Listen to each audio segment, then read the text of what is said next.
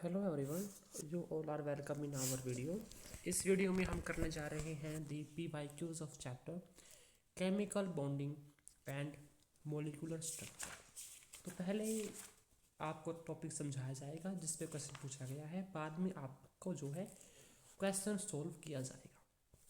तो जो पहला आज का हमारा टॉपिक है वो है कोवेलेंट बॉन्ड के ऊपर, इलेक्ट्रोवैलेंट बॉन्ड के ऊपर, लेटिस एनर्जी के ऊपर और ऑक्टेट रूल के ऊपर। तो वन बाय वन पहले देखते हैं कि इन चारों टर्म का मतलब क्या होता है। सबसे पहले बात करते हैं कोवेलेंट बॉन्ड की। तो कोवेलेंट बॉन्ड क्या होता है? जब भी बॉन्ड बनता है, बॉन्ड क्या होता है, दो स्पीसीज के बीच में फोर्स ऑफ अट्रैक्शन लगता है जिसकी वजह से वो दोनों आपस में अट्रैक्ट होते हैं। अट्रैक्ट होके वो एक बॉन्ड बना लेते हैं। बॉन्ड क्यों बनाती है? ताकि वो अपनी एक्सेस एनर्जी को रिलीज आउट कर सके और वो स्टेबल हो सके। तो वो स्टेबल हो सकते हैं by forming the covalent bond और either forming the electrovalent bond. हमने ऑक्टेट रूल पढ़ा है। कौन सा rule? Octet rule. Octet rule हमें क्या कहता है? ऑक्टेट रूल कहता है कि जो भी एलिमेंट है वो अपने ऑक्टेट को पूरा करना चाहता है। ऑक्टेट को पूरा करना चाहता है, इसका मतलब क्या है कि वो अपने आउटर मोस्ट सेल में 8 इलेक्ट्रॉन करना चाहता है। जब उसके 8 इलेक्ट्रॉन पूरे हो जाते हैं तो वो अपने आप को स्टेबल मानना स्टार्ट कर देता है और वो स्टेबल एक कंपाउंड बना लेता है। तो उसी में कुछ ऐसे हैं जो इलेक्ट्रॉन की शेयरिंग करते हैं। जो इलेक्ट्रॉन की शेयरिंग करते हैं, शेयरिंग स्केयरिंग, वो बनाते हैं कोवेलेंट बॉन्ड। जो इलेक्ट्रॉन का आदान प्रदान करते हैं, एक स्पीसीज होगी जो इलेक्ट्रॉन को रिलीज करेंगी, एक स्पीसीज ऐसी होगी जो इलेक्ट्रॉन को एक्वायर करेगी, उसको हम बोलते हैं इलेक्ट्रोवैलेंट बॉन्ड। फिर इलेक्ट्रोवैलेंट बॉन्ड बनने के बाद वो एक लेटिस फॉर्म कर लेता है। उसको फॉर्म करने के लिए जो एनर्जी रिक्वायर होती है उसको हम बोलते हैं लैटिस इंथैल्पी। लास्ट में हमारा जो टॉपिक है वो होता है ऑक्टेट रूल, कि जो दो हर स्पीसीज जो है वो अपने आप को स्टेबल करना चाहती है। वो स्टेबल कैसे होती है? बॉन्ड फॉर्म करके। और बॉन्ड फॉर्म होता है on the basis of octet rule, कि each and every element wants 8 electron in their outermost electron. To acquire, to have the 8 electron, they can either be do sharing or they can either be form the bond by transfer of electrons. So पहला question देखिए जो 2023 में हमसे पूछा गया था। इसमें हमें इन्होंने बोला है कि हमें ये बताना है, अच्छा इसमें तो इसमें हमसे बोला गया है हमें बताना है कि इनमें से कौन सी स्पीसीज के पास 8 इलेक्ट्रॉन उनके आउटर मोस्ट सेल में नहीं है।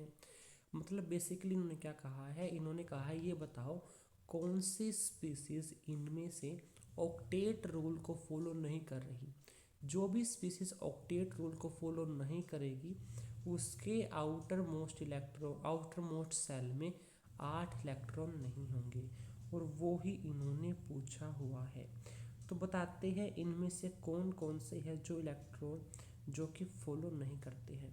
अगर हम बात करते हैं NH3 की, किसकी? NH3 की। तो अगर हम इसके स्ट्रक्चर को बनाते हैं तो इसके पास एक लोन पेयर होता है। लोन पेयर ऐसे इलेक्ट्रॉन है जो बॉन्ड नहीं बनाते, और इसके जो 3 इलेक्ट्रॉन है वो एक एक हाइड्रोजन के साथ कोवेलेंट बॉन्ड बना लेती है, ऐसे ऐसे ऐसे, और ये बन के 8 इलेक्ट्रॉन। मीन्स NH3 का जो है, NH3 का ऑक्टेट जो है वो कंप्लीट होता है। तो हम ये बोल सकते हैं जो NH3 है वो हमारे यहाँ पर ऑक्टेट रूल को फॉलो करता है। उसके आउटर मोस्ट इलेक्ट्रॉन में हमारे पास 8 इलेक्ट्रॉन हमें देखने को मिलती है। आगे अगर हम बात करें, आगे बात है एल्यूमिनियम ट्राइक्लोराइड की।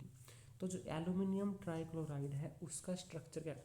एल्यूमिनियम के पास जो है 3 होते हैं बॉन्डिंग इलेक्ट्रॉन्स, 1 2 3, और ये एक एक क्लोरीन से ले लेता है, ऐसे क्लोरीन क्लोरीन क्लोरीन। और एल्यूमिनियम के पास जो है यहाँ पे 6 इलेक्ट्रॉन होते हैं। तो 8 से कम है तो इसको हम बोलते हैं इलेक्ट्रॉन डेफिशिएंट स्पीसीज।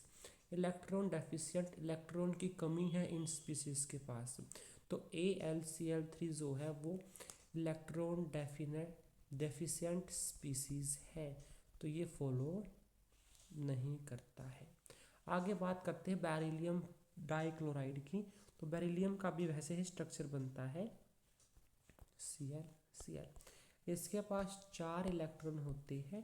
तो जो BeCl2 है वो भी एक इलेक्ट्रॉन डेफिशिएंट कंपाउंड बोलो या फिर हम बोल सकते हैं एलिमेंट है। नेक्स्ट है CCl4 कार्बन टेट्राक्लोराइड। यहाँ पे कार्बन के 4 आउटर मोस्ट में इलेक्ट्रॉन होते हैं और चारों के साथ ही ये बॉन्ड बना, कार्बन है ना, कार्बन Cl तो इसके पास तो 8 इलेक्ट्रॉन होते हैं। इसका जो ऑक्टेट है वो कंप्लीट होता है। ऐसे ही PCl5 के पास आउटर मोस्ट में 10 इलेक्ट्रॉन होते हैं। इनको हम बोलते हैं इलेक्ट्रॉन रिच स्पीसीज। ऐसे स्पीसीज जिनके पास 8 से ज़्यादा इलेक्ट्रॉन होते हैं उनको इलेक्ट्रॉन रिच स्पीसीज बोला जाता है। तो इसके पास है भी नहीं है। तो 1 2 3 स्पीसीज ऐसी है जिनके पास आउटर मोस्ट सेल में 8 इलेक्ट्रॉन नहीं है। तो इसका आंसर आ गया option number B. Next question है, नेक्स्ट क्वेश्चन कहता है हमें ये बताना है कि कौन सी स्पीशीज के पास सिग्मा और पाई बॉन्ड का नंबर सेम है। तो बात करते हैं सिग्मा बॉन्ड क्या होता है और पाई बॉन्ड क्या होता है। तो कुछ आदमी इस टाइम पे क्या बोलते हैं अपने आप को सिग्मा मेल बोलते हैं। तो सिग्मा मेल का मतलब क्या है, जो कभी ना टूटे, जो किसी की बातों में ना फंसे। ऐसे ही होता है सिग्मा बॉन्ड और पाई बॉन्ड। तो जैसे कार्बन है और कार्बन है, जो कार्बन कार्बन के बीच में पहला बॉन्ड बनता है उसको हम सिग्मा बॉन्ड बोलते हैं। क्या बोलते हैं? Sigma bond. ये स्ट्रॉन्ग होता है as compare to pi bond. तो पाई बॉन्ड क्या है? जो बॉन्ड एक बार बन चुका है उसके बाद अगर किसी दो स्पीसीज के बीच में कोई बॉन्ड बनता है उसको हम बोलते हैं पाई बॉन्ड। तो यहाँ पे या 2 बना लो या फिर 3 बना लो, एक से ज़्यादा जितने भी बॉन्ड बनेंगे वो सारे के सारे पाई बॉन्ड होंगे। और pi bond relatively sigma bond से वीक होता है, इसीलिए ही सिग्मा मेल बोला जाता है कि मतलब पाई मेल हूँ, मतलब पिघल जाता है, कोई पिघलाने वाली चाहिए। तो पहले हम बात करते हैं साइनाइड, CN होल ट्वाइस, या हाँ वही बोलो CN होल ट्वाइस। अगर हम इसका स्ट्रक्चर देखें तो इसका स्ट्रक्चर हमें इस प्रकार देखने को मिलता है। कार्बन कार्बन के बीच में सिंगल बॉन्ड है, फिर ट्रिपल बॉन्ड नाइट्रोजन है और ट्रिपल बॉन्ड नाइट्रोजन है। ये है CN होल ट्वाइस का स्ट्रक्चर। CN जो है वो 2 बार कनेक्टेड है। देखो आपको CN का स्ट्रक्चर पता है ना, ऐसा होता है। तो इसको 2 बार कनेक्ट कर लो। तो ये हमारा साइनाइड होल ट्वाइस का स्ट्रक्चर। इसमें हमारे पास 1 2 3 सिग्मा बॉन्ड होते हैं, 2 2 4 और 4 हमारे पास पाई बॉन्ड होते हैं। It has 3 sigma bond and 4 pi bond. और हमसे तो ये पूछा गया है सिग्मा और पाई बॉन्ड बराबर होने चाहिए, तो ये तो हमारा आंसर नहीं है। तो ऑप्शन नंबर बी देखो, तो ये तो नहीं है। ऑप्शन नंबर बी है CH2CN होल ट्वाइस। तो पहले CH2 बना लो। CH2 कैसे बनाओगे? CHH, यहाँ पे जो है दोनों तरफ H लगा हुआ है। एक तो CH2 एक बन गया और हमें बस बनानी है 2 CH2 बनानी। यहाँ पे एक CH आएगा, CH2 ऐसे बनेगा ये। तो फिर कार्बन, फिर ट्रिपल बॉन्ड, फिर कार्बन, फिर ट्रिपल बॉन्ड, उसकी तरह स्ट्रक्चर बन गया। तो इसमें सिग्मा बॉन्ड कितने हैं? 1 2 3 4 5 6, 6 इसमें सिग्मा बॉन्ड है। 1 2 3 4, 4 पाई बॉन्ड है। इसमें भी जो सिग्मा बॉन्ड है वो पाई बॉन्ड के बराबर नहीं है, तो बी भी हमारा आंसर नहीं हो सकता। सी देखिए, सी है HCO3 बाइकार्बोनेट आयन हमसे पूछा गया है। अगर हम इसका स्ट्रक्चर बनाते हैं, अगर हम H2CO3 का बनाएंगे तो वो आता है C double bond O minus OH, ठीक है। अगर H2CO3 होगा तो यहाँ पर एक H और आ जाएगा यहाँ पे, अदरवाइज नहीं आएगा। तो इसमें हमारे पास 1 2 3 4 सिग्मा बॉन्ड है और एक पाई बॉन्ड है, तो ये भी हमारा नहीं हो सकता। अब जो लास्ट है वैसे बच गया यही आएगा, लेकिन इसका स्ट्रक्चर देखिए। इसका स्ट्रक्चर होता है xenon double bond O double bond O double bond O double bond O। इसमें 4 ही हमारे सिग्मा बॉन्ड होते हैं और 4 ही हमारे पाई बॉन्ड होते हैं। तो जो हमारा सॉल्यूशन निकल के आता है वो आता है option number D.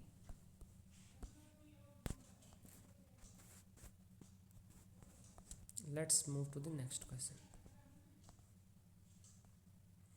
Which of the following molecule does not contain the pi bond? इनमें से किसमें पाई बॉन्ड नहीं होता है? तो वो जो हमारे स्पीसीज है वो होती है H2O। हमारे पानी के अंदर कभी भी डबल बॉन्ड हमें देखने को नहीं मिलता, पाई बॉन्ड नहीं होता। लेकिन फिर भी मैं आपको इन सब की स्ट्रक्चर बता देता हूँ।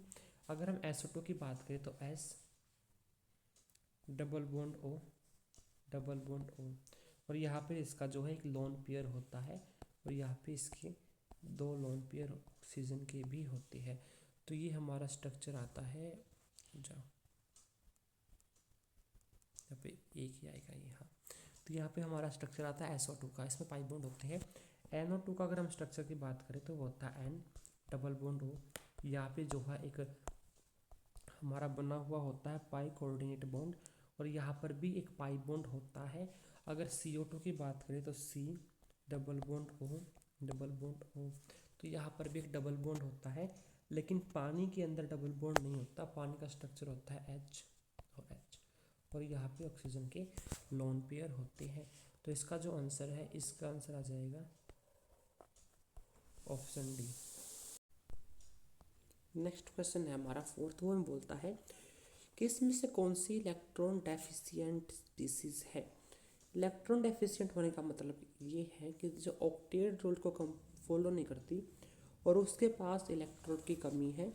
आउटर मोस्ट जो सेल है उसमें 8 से कम इलेक्ट्रॉन है, उसको हम बोलते हैं इलेक्ट्रॉन डेफिशिएंट स्पीसीज। तो हमारे पास 4 ऑप्शन गिवन है, CH3 whole twice, SiH3 whole twice, PH3 BH3 whole twice. इसमें आप ना जो बोरोन हाइड्राइड है ना, इसको याद रखो। n नंबर ऑफ टाइम ये क्वेश्चन पूछा गया है, या तो इस चैप्टर में या फिर आयोनिक इक्विलिब्रियम पे। ऐसा क्यों है? ऐसा इसलिए है कि जिसके पास इलेक्ट्रॉन की कमी होगी, जिसमें 8 इलेक्ट्रॉन से कम होंगे, तो वो क्या चाहेगा? वो चाहेगा कि उसको इलेक्ट्रॉन मिल जाए। मीन्स वो इलेक्ट्रॉन को जल्दी एक्सेप्ट कर लेगा, और जो इलेक्ट्रॉन को जल्दी एक्सेप्ट कर लेगा उसको हम बोलेंगे इलेक्ट्रॉन एक्सेप्टर। और जो इलेक्ट्रॉन एक्सेप्टर होते हैं, तो जो इलेक्ट्रॉन डेफिशिएंट होगा वो क्या करेगा? वो इस इलेक्ट्रॉन को एक्सेप्ट कर लेगा, और जो जितनी जल्दी इलेक्ट्रॉन को एक्सेप्ट करता है उसको उतना ही अच्छा, कि L है, ल्यूविस एसिड कहा जाता है। तो जो इलेक्ट्रॉन डेफिशिएंट स्पीसीज है उसको हम ल्यूविस एसिड बोलते हैं। और ये क्वेश्चन बहुत बार आ चुका है, या तो इस चैप्टर में पूछा जाता है या फिर आयनिक इक्विलिब्रियम पे, कि which of the following is Lewis acid, which of the following is not a Lewis acid. और जो इलेक्ट्रॉन रिच स्पीसीज होती है, जो इलेक्ट्रॉन रिच होती है उसको हम बोलते हैं लुईस बेस। उसको लुईस बेस क्यों बोला जाता है? क्योंकि वो बहुत जल्दी इलेक्ट्रॉन को डोनेट कर देता है। That's why it is known as electron rich species Lewis base. So let's move to the next question. जो क्वेश्चन है फिफ्थ क्वेश्चन, ये क्वेश्चन बेस है एक रिप्लेसमेंट रिएक्शन पे, जिसमें हमारे पास एक कोई भी वो है, एक कोई भी रिएक्शन है जिसमें कार्बन से आयोडीन अटैच है। फिर हमने उसकी रिएक्शन की, कोई भी मेटल का फ्लोराइड है, और बाद में जो फ्लोराइड है, फ्लोरीन ने आयोडीन को रिप्लेस कर दिया। हाँ, कर देगा। तो हमसे पूछा गया है कि ये जल्दी कब होगी, जब M क्या होगा। तो सिंपल देखो, वैसे ही ये बहुत, अगर हम साइंस की लैंग्वेज में जाएंगे तो लैटिस एनर्जी वगैरह का कंसेप्ट आएगा। लेकिन मैं आपको एक सिंपल सा फंडा समझाता हूँ इसको सॉल्व करने का। देखो, जितना बड़ा मेटल का साइज होता है उतना ही बड़ा वो बॉन्ड बनाते हैं, और जितना बड़ा बॉन्ड लेंथ होगा उतना ही जल्दी हम उस बॉन्ड को तोड़ पाएंगे। नहीं समझ में आया तो समझिए। एक तो आपके पास इतनी बड़ी पेंसिल है और एक आपके पास छोटी सी पेंसिल है। अगर आप उनको तोड़ोगे तो आप बड़ी पेंसिल को या फिर बड़ी स्टिक को जल्दी तोड़ पाओगे as compare to this small stick. ऐसा ही बॉन्ड के साथ होता है। मान लीजिए कि ये बॉन्ड है, बॉन्ड नहीं बॉन्ड, कार्बन कार्बन का बॉन्ड है। इसकी जो लेंथ है वो बहुत ज़्यादा है। एक यहाँ पर कोई फ्लोरीन किसी का ही मान लो, हम कार्बन का ही मान लेते हैं, हाइपोथेटिकली है, छोटा बॉन्ड है। तो जिसका जितना बड़ा बॉन्ड होगा हम उसको उतना ही जल्दी तोड़ पाएंगे। तो हमें सिर्फ ये पता लगाना है कौन सी मेटल का साइज़ बड़ा है, क्योंकि अगर मेटल का साइज़ बड़ा होगा बॉन्ड बॉन्ड लेंथ बड़ी होगी, बॉन्ड की स्ट्रेंथ उतनी ही कम होगी, इजीली हम बॉन्ड को तोड़ पाएंगे और हम इस रिएक्शन को इजीली कर पाएंगे। तो इन सब में से ली ना की रब से फरियाद, टॉप टू बॉटम जब हम आते हैं तो साइज़ बढ़ता है। क्यों? क्योंकि जो सेल का नंबर है वो बढ़ता है, तो इसमें हमारी इतने ही जल्दी जो है रुबिडियम आ जाएगा। अगर हम साइंस की बात करें तो साइंस में केमिस्ट्री के अकॉर्डिंग हम क्या बोलेंगे कि this reaction will be fast to the rubidium. Rubidium fast होगी because lattice energy of rubidium fluoride is less than ली ना की रब से because of the large size of rubidium. जितना ज़्यादा लार्ज साइज होगा उतनी ही कम उसकी लेटिस एनर्जी होगी और उसको तोड़ना उतना ही आसान होगा। वही मैंने कहा, जितनी बड़ी मेटल होगी उतना बड़ा बॉन्ड बनेगा और उस बॉन्ड को तोड़ना उतना ही आसान होगा। In the language of chemistry of official language we can say that the large size of the metal, या फिर हाँ मेटल ही हम बोल देंगे, it has less lattice energy, it is easy to break that bond. Move to the next question. Question number 6. Question number 6 हमें बोलता है कि which of the following compound has the lowest melting point. इनमें से सबसे कम melting point किसका होता है। तो मेल्टिंग पॉइंट का एक ऑर्डर है जो आप लिखा भी आपको समझ में नहीं आ रहा होगा कि जो मेल्टिंग पॉइंट है वो इन्वर्सली प्रोपोर्शनल होता है कोवेलेंट करैक्टर की। किसकी? कोवेलेंट करैक्टर की। जितना ज़्यादा कोवेलेंट करैक्टर होगा उतना ही कम हमारा मेल्टिंग पॉइंट होगा। तो melting point is inversely proportional to covalent character. आप इसको इस बात से समझिए, अगर हम NaCl की बात करें तो NaCl क्या है? NaCl एक आयोनिक कंपाउंड है। अगर वो एक आयोनिक कंपाउंड है तो उसके अंदर कोवेलेंट करैक्टर बहुत कम होंगे और उसका जो मेल्टिंग पॉइंट है वो बहुत ज़्यादा होता है। आप नमक को गर्म करोगे वो मेल्ट नहीं हो जाता, वो अपनी उसी स्टेट में रहता है। क्यों? क्योंकि वो आयनिक बॉन्ड है। आयनिक बॉन्ड का मेल्टिंग पॉइंट बहुत ज़्यादा होता है as compare to the covalent bond. तो इसलिए जो मेल्टिंग पॉइंट है उसको हम बोल सकते हैं melting point is inversely proportional to covalent character. तो कोवेलेंट करैक्टर के लिए जो फजान है वो हमें क्या कहता है कि जितना छोटा कैटायन होगा, cation means small charge, cation means positive charge, जितना छोटा पॉजिटिव चार्ज होगा और जितना ज़्यादा नेगेटिव चार्ज होगा उतना ही ज़्यादा कोवेलेंट करैक्टर आएगा आयनिक बॉन्ड के अंदर। नहीं बात समझ में आई? दोबारा देखो, पॉजिटिव ज़्यादा नहीं, पॉजिटिव छोटा है ना, हाँ सिंपल सी बात है, जिसमें नेगेटिविटी ज़्यादा होगी, जिसमें नेगेटिविटी ज़्यादा होगी उसमें कोवेलेंट करैक्टर ज़्यादा होगी। सो पॉजिटिव चार्ज वाला स्मॉल होना चाहिए और नेगेटिव वाला लार्ज होना चाहिए और उसमें उतना ही ज़्यादा कोवेलेंट करैक्टर बढ़ेगा। तो फैजान रूल हमें कहता है the small the cation, positive charge अगर स्मॉल है, and the larger is the anion, negative charge अगर वाला जो एटम एलिमेंट है वो बड़ा है तो उसके अंदर उतना ही ज़्यादा कोवेलेंट नेचर आ जाएगा आयनिक बॉन्ड के अंदर। तो देखो, अगर हम इन सब में देखें, ठीक है, तो हमें कैटायन बड़ा चाहिए लेकिन कैटायन तो सब में सेम है। अब हमें कैटायन छोटा चाहिए, कैटायन सब में सेम है। अब हमें एनायन बड़ा चाहिए, तो इन सब में से सबसे बड़ा एनायन क्या आएगा? Fluorine, chlorine, chlorine, chlorine, bromine, iodine. सबसे ज़्यादा जो साइज़ है वो आयोडीन का होता है।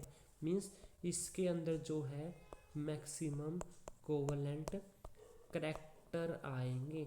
अगर इसके अंदर मैक्सिमम कोवलेंट करैक्टर है तो इसका मिनिमम या फिर लोवेस्ट मेल्टिंग पॉइंट है। इससे हम ऐसे ही पूछ सकते हैं कि which of the following has the highest melting point.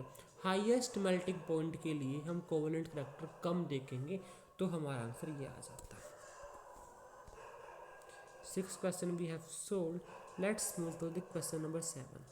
Among the following, which one has highest cation to anion size ratio? किसका cation to anion size ratio ज़्यादा होता है? Means cation upon anion.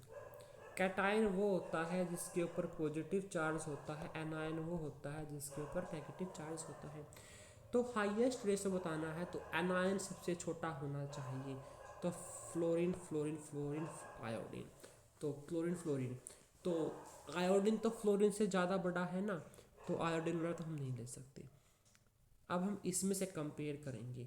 हमें जो है हाईएस्ट चाहिए, तो cation जो है उसका हाईएस्ट साइज होना चाहिए। तो ली ना की रब से फरियाद, सीजियम का साइज एल्कली मेटल में सबसे ज़्यादा है, तो ऑप्शन नंबर बी जो है वो हमारा करेक्ट आ जाएगा।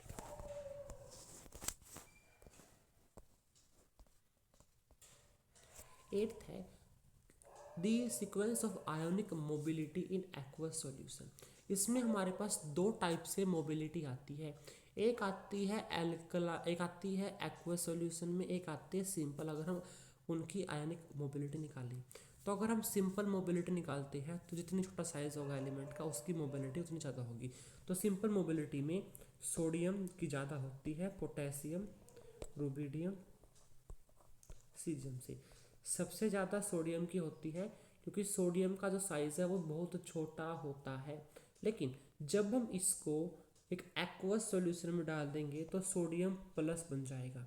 सोडियम प्लस का साइज़ छोटा है तो इसको जो पानी के मॉलिक्यूल है वो बहुत ज़्यादा अट्रैक्ट कर लेंगे, और पानी के मॉलिक्यूल इनको अट्रैक्ट करके एक बहुत बड़ा साइज इसका बना देंगे। अगर इसका साइज़ बहुत बड़ा बन जाएगा तो इसको चलने में दिक्कत आएगी ड्यू टू दी हाइड्रेशन। तो हाइड्रेशन की वजह से इसका साइज अब बढ़ गया, इसको चलने में दिक्कत आएगी।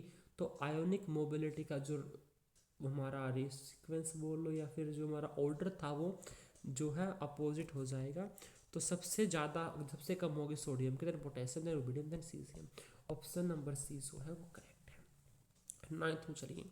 The table shown below gives the bond dissociation energy for single covalent bond for of carbon atom and element A, B, C, D is given. कौन सा सबसे छोटा एटम है? उन्होंने क्या बोला कि कार्बन का बॉन्ड ए से बनाया, बी से बनाया, सी से बनाया, डी से बनाया, फिर उन बॉन्ड को तोड़ दिया। उन बॉन्ड को तोड़ने के लिए अलग अलग एनर्जी की रिक्वायरमेंट हुई। जब हमने बॉन्ड ए तोड़ा तो एनर्जी कुछ और निकली, बी की तरह जब बी को तोड़ा तो एनर्जी कुछ और निकली, सी को तोड़ा तो एनर्जी कुछ और निकली, डी के लिए एनर्जी कुछ और निकली। ऐसे ही जब हमने आपको बताया था कि हमसे पूछा गया स्मॉलेस्ट एटम कौन सा होगा। जितना छोटा एटम होगा उतना ही छोटा बॉन्ड बनेगा, जितना छोटा बॉन्ड बनेगा उतनी ही उसकी स्ट्रेंथ ज़्यादा होगी। तो डी जो है इसके तोड़ने के लिए हमें एनर्जी, बहुत ज़्यादा एनर्जी चाहिए, मतलब इसका जो बॉन्ड है वो बहुत स्ट्रॉन्ग बना था, तो ये स्मॉलेस्ट एटम है।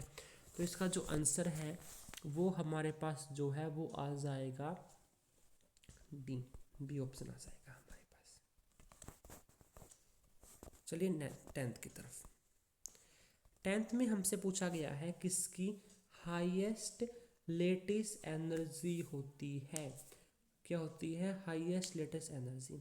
तो हाईएस्ट लेटेस्ट एनर्जी उसकी होगी जिसका साइज बहुत छोटा होगा। जितना छोटा साइज उतना ही बॉन्ड स्ट्रॉन्ग बनता है। तो इनमें से फ्लोरीन सबका सेम है, तो मेटल का ऑर्डर हमें याद होना चाहिए, लिथियम, ली ना की रब से फरियाद। तो जो हमारा सोडियम है इन ऑर्डर में सोडियम का साइज सबसे छोटा है, तो इसका जो हमारा आंसर आ जाएगा वो आ जाएगा option number B, sodium fluoride. Let's move to the, आज 10th क्वेश्चन करें, टाइम नहीं, टाइम में बहुत नहीं हुआ, लेकिन ईच एंड एवरी डे आपको एक लेक्चर मिलेगा जिसमें हम 10 क्वेश्चन करेंगे, 10 दिन के अंदर हम कोवलेंट, हम इसको केमिकल बॉन्डिंग को कंप्लीट कर लेंगे। तो 11th क्वेश्चन ज़्यादा दिक्कत चाहिए, हमसे पूछा गया है कौन सा सबसे मतलब ऑर्डर है इंटरेक्शन का। तो देखो कोवलेंट बॉन्ड स्ट्रॉन्ग होता है, उसके बाद होता है हमारा डाइपोल, डाइपोल के बाद होता है हाइड्रोजन, सबसे वीक होता है हमारा वंडरफॉल फोर्स। ऐसा क्यों है, क्योंकि देखो पहले आप ऑर्डर देखो, सबसे स्ट्रॉन्ग कोवलेंट, फिर डाइपोल, फिर हाइड्रोजन बॉन्डिंग, फिर वंडरवॉल फोर्स। अब हम ये बताते हैं जो हाइड्रोजन बॉन्डिंग है वो वीक क्यों हुई, वो कोवलेंट बॉन्ड से ज़्यादा स्ट्रॉन्ग क्यों नहीं है, क्योंकि जो कोई भी बॉन्ड बनेगा, हाइड्रोजन बनेगा, जो एच की बॉन्ड लेंथ होती है वो बहुत ज़्यादा होती है as compare to the covalent bond. तो हाइड्रोजन बॉन्ड की जो लेंथ है वो कोवलेंट बॉन्ड से ज़्यादा होती है, तो इसको तोड़ना आसान होता है, इसलिए हाइड्रोजन बॉन्ड जो है वो कोवलेंट बॉन्ड से वीक हो जाता है। और कोवलेंट बॉन्ड इसलिए भी ज़्यादा स्ट्रॉन्ग है क्योंकि उसमें ओवरलैपिंग भी होती है। तो यहाँ पे हमारा जो है आज का सेशन ख़त्म होता है। हमने 11 का सेकंड डाल दिया, 11 क्वेश्चन सोल्व कर दिए। मेरे 11 में से अगर मैं होनेस्टली बताऊँ जो मुझे आते थे, मुझे 10th क्वेश्चन आते थे, एक में मुझे थोड़ी डिफ़िकल्टी हुई थी, उसका मैंने आंसर की में आंसर देख के बताया था, इसमें शर्म करने की बात कुछ नहीं है। फैजान रूल मुझे मतलब पता तो था लेकिन मैं भूल गया था कि कैटायन छोटा होता है फिर एनायन छोटा होता है, तो मैंने वो देखा था। तो कैटायन छोटा होता है, नेगेटिव वाला जो है वो बड़ा होता है, तब जाके फैजान रूल लगता है कि आयनिक बॉन्ड के अंदर कोवलेंट करैक्टर आ गई। अगर इसका अपोजिट हो जाए, इसको हम बोलते हैं एंटी फैजान रूल हम बोल सकते हैं, फिर अपोजिट टू फैजान रूल। अगर हमारे पास कैटायन लार्ज आ जाए, एनायन छोटा आ जाए, तो कोवलेंट बॉन्ड के अंदर भी आयनिक करैक्टर आ जाते हैं। तो वेरी गुड, ये अच्छा स्कोर है, आप भी अपना स्कोर कमेंट बॉक्स में जरूर लिखिएगा। और मिलते हैं कल वाले लेक्चर में जिसमें हम 12 से लेके कितने क्वेश्चन करवाएंगे, इसमें हमारे पास ना 140 क्वेश्चन है, तो हमें 10 दिन में सेशन कंप्लीट करना है। तो कल हम करेंगे फोर्थ, कल हम 20 तक करेंगे, ठीक है, 20 या 25 तक जैसा भी टाइम रहेगा, आधे घंटे का सेशन आएगा। तो तब तक के लिए बने रहिए हमारे साथ, ऑल दी वेरी बेस्ट।